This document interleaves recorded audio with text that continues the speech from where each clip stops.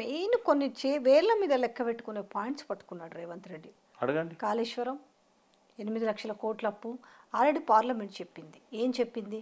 Already Telangana ప్రభుత్వం ఉన్నప్పుడు, BRS ప్రభుత్వం ఉన్నప్పుడు 3 లక్షల కోట్ల అప్పు చేసింది అని చెప్పి, దాని తర్వాత ఆస్తులు 4 లక్షల కోట్ల పైగా ఉన్నాయని చెప్పి, ఇంత జరిగిన తర్వాత కూడా నిన్న మాట్లాడిన తర్వాత దాంట్లో కూడా 8 లక్షల కోట్ల అప్పు గురించి మాట్లాడారు, కాళేశ్వరం గురించి మాట్లాడతారు.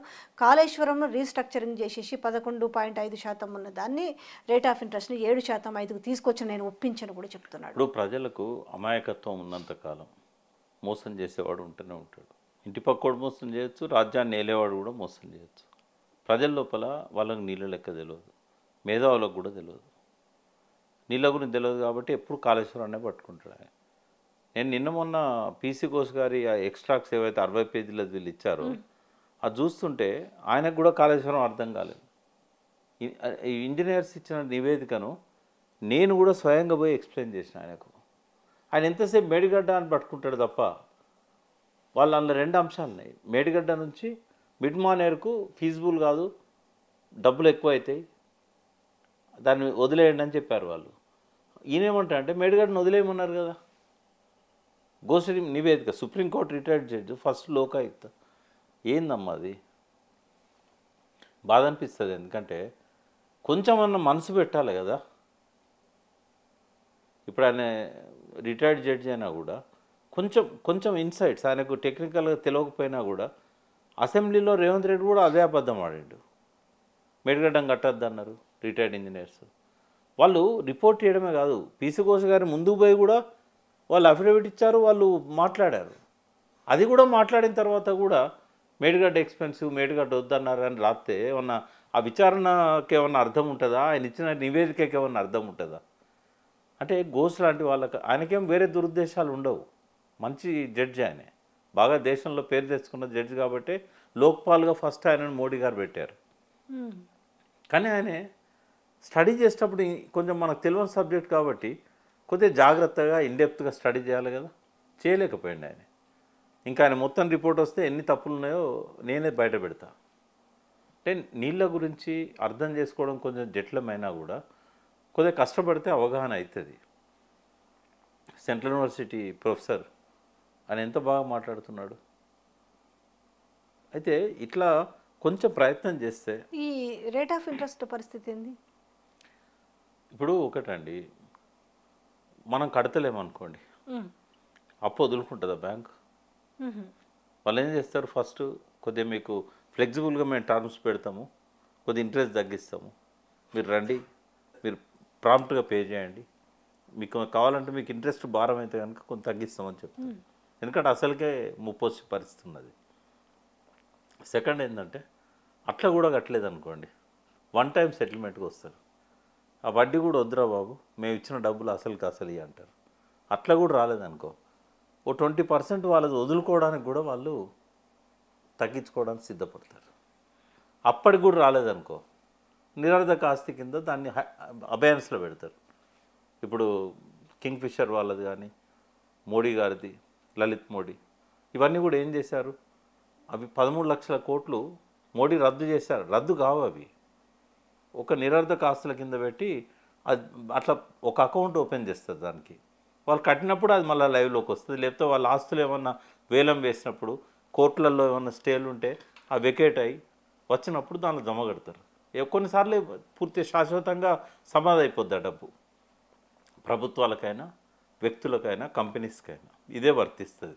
రిజర్వ్ బ్యాంక్ ఇచ్చిన రూల్స్ ప్రకారంగా ఇది ఫాలో అవుతారు వాళ్ళు.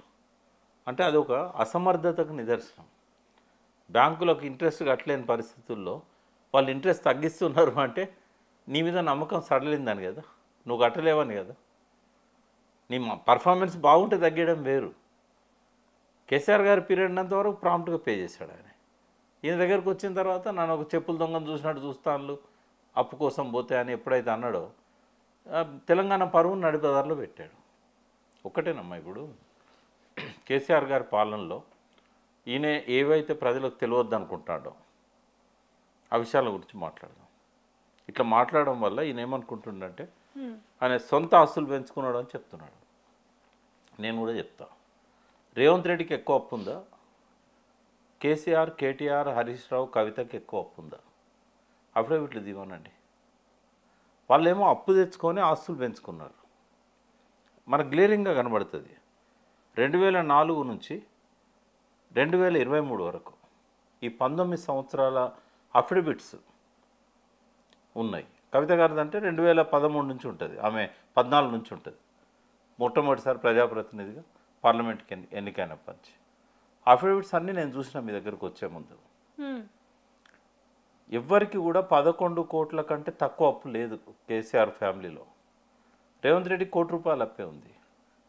మరి రేవంత్ రెడ్డి ఒక నారాయణగూడలో ఒక స్లమ్ ఏరియాలో ఒక చిన్న రూమ్ తీసుకొని అందులో ఫ్యామిలీని పెట్టి బతకడానికి డబ్బులు లేకుండా చిన్న చిన్న స్క్రీన్ ప్రింటింగ్ వర్క్స్ చేసుకుంటూ కిరాయి కట్టలేక స్నేహితుల దగ్గర అప్పులు తీసుకుంటూ కాలం గడిపిన రోజులు ఉన్నాయనేది ఆయన స్నేహితులు చెప్తున్నారు.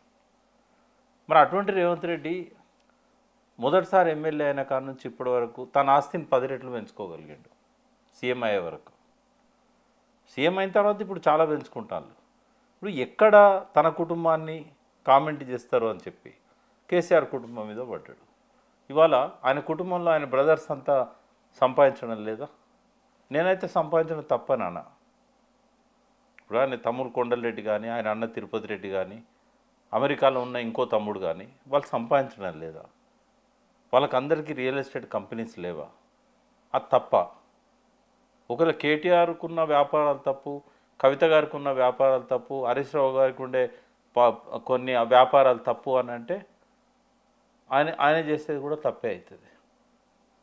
ఇప్పుడు కేసీఆర్ గారు, నేను ఆయన ముఖ్యమంత్రి అయినాక ఆయన ఛాంబర్లో రోజు కూర్చునేది సమత బ్లాక్లో. ఫస్ట్ ఒక 6 months వరకు దాదాపుగా రోజు కూర్చునేది. ఆయన ఏం చెప్పేవాడంటే ఎవరైనా ఎమ్మెల్యేస్ కానీ లేకుంటే మినిస్టర్స్ కానీ పార్టీకి ముఖ్య నాయకులు కానీ వచ్చినప్పుడు, మనకు ప్రజల అధికారం ఇచ్చింది రూపాయికి రూపాయి ప్రజలకు చేరాలని, ప్రజల సొమ్మును మనం వాడుకోవడానికి కానీ తినడానికి కానీ స్కామ్లకు కానీ ఎట్టి పరిస్థితుల్లో ప్రయత్నించవద్దు. మీరు వ్యాపారాలు 100 చేసుకోండి. రాజ్యాంగంలో ఒక రాజకీయ నాయకుడు కానీ ఒక ప్రజాప్రతినిధిగా ఉన్న వ్యక్తి కానీ వ్యాపారాలు చేయొద్దని లేదు. వాళ్ళ కంపెనీస్ ఉండొచ్చు, కాకపోతే వీళ్ళు డైరెక్ట్ ఇన్వాల్వ్ కావద్దు. ఎందుకంటే ఇక్కడ వాళ్ళు ఒక మంత్రిగానో ఒక ప్రజాప్రతినిధిగానో ఉన్నారు కాబట్టి వాళ్ళ మైండ్ అనేది ఇక్కడ ఆ ప్రతినిధిగా ఉపయోగించాలి. అతను డివేట్ కావద్దు. బట్ ఆయన కుటుంబ సభ్యులకు ఎంతమందికైనా ఆస్తులు ఉండొచ్చు, కంపెనీస్ ఉండొచ్చు. ఇప్పుడు రాఘవ కన్స్ట్రక్షన్ ఎవరిదమ్మా? పొంగులేటి శ్రీనివాస్ రెడ్డి గారిది. అందరికీ తెలిసిందే కదా. ఆయన మల్లన సాగర్లో పెద్ద కాంట్రాక్టర్.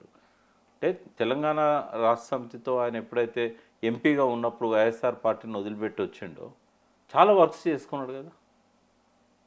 ఇప్పుడు కూడా కోడంగల్ లిఫ్ట్ ఇరిగేషన్ ఏ రకమైన డిపిఆర్ లేకుండా, ఏ రకమైన అనుమతులు లేకుండా రాఘవ వాళ్ళకి ఇచ్చారు. అంటే నేను అనేది రాజకీయ పార్టీల నాయకులకు ఇప్పుడు కావూరు సాంబశివరావు ఎన్ని రాజశేఖర రెడ్డి పీరియడ్లో ఓకే అండి. కానీ దీన్ని అంటే ప్రతి చిన్న మైన్యూట్ విషయాన్ని ఈరోజు రేవంత్ రెడ్డి తెరపైకి తీసుకొచ్చి దాని ద్వారా డివేట్ చేస్తుంటే, అంటే దానికి తగ్గట్టు ధీటుగా ప్రతిపక్షం ఈరోజు అనలేకపోతుంది అనుకోవచ్చా? ఏం మాట్లాడినా కూడా దీన్ని చాలా పెద్దగా చేసి చూపిస్తున్న నేపథ్యం కనిపిస్తుంది ఈరోజు రేవంత్ రెడ్డి మాట్లాడుతున్న మాట.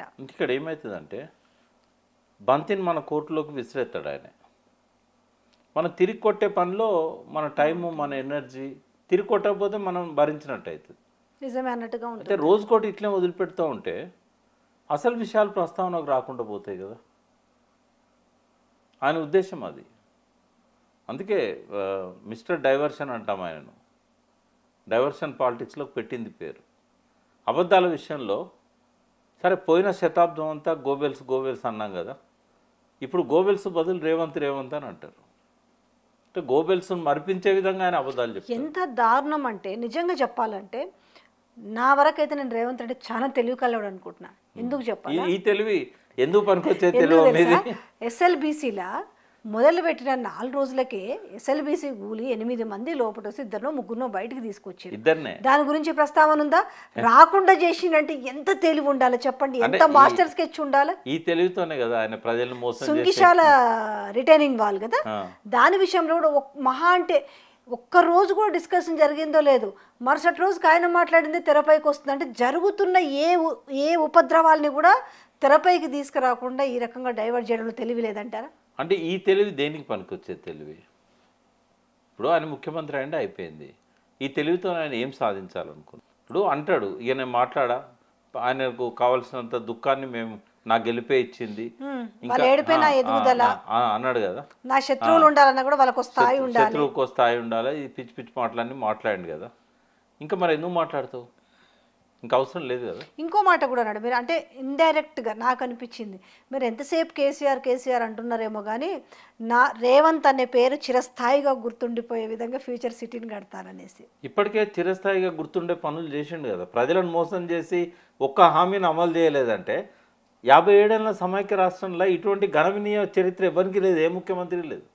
దోచుకున్న చరిత్ర ఉంది, దోపిడీ చేసిన చరిత్ర ఉంది, కానీ ప్రజలను మోసం చేసి అన్నీ అనే ముందే చెప్పి మోసం చేసిండు. ఇంకా ఘనం ఏంటంటే అమెరికాలో ఒక సభలో మేము రాజకీయ నాయకులు హామీలు ఇస్తూనే ఉంటారు, వాటిని అమలు చేయరు, ప్రజలు మోసపోతూనే ఉంటారు, అయినా వాళ్ళనే ఎన్నుకుంటారు అని చెప్పాడు.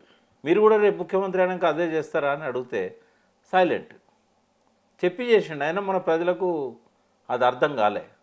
ఇప్పుడు వాళ్ళు బాధపడుతున్నారు. నేనేమంటున్నా అంటే ప్రజల అమాయకత్వమే ఇటువంటి దొంగలను ఎవరైనా ఆ రకంగా మాట్లాడే వాళ్ళను అధికారంలో